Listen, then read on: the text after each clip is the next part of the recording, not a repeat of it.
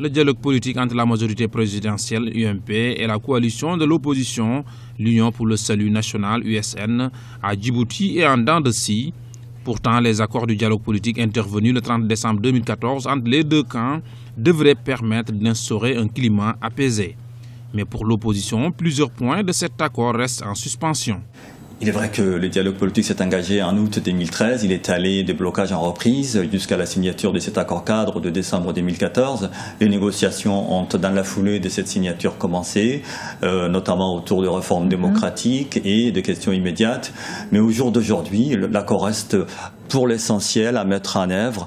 Et il n'y a pas eu d'accord en effet sur la CENI, la Commission électorale nationale indépendante, sur les statuts de l'opposition ou les codes de conduite des partis politiques.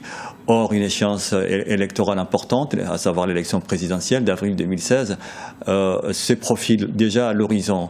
Le gouvernement a approuvé lors du Conseil des ministres du mardi 7 avril un projet d'amnistie en faveur des militants et des personnalités de l'opposition condamnés pour les événements liés à la crise post-électorale de 2013. Mais pour l'opposition, l'amnistie devrait être générale.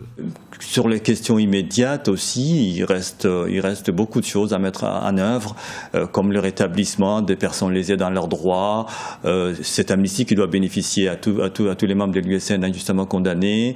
Il y a aussi le rétablissement des élus locaux dans leur mandat, le maire de Djibouti et ses adjoints.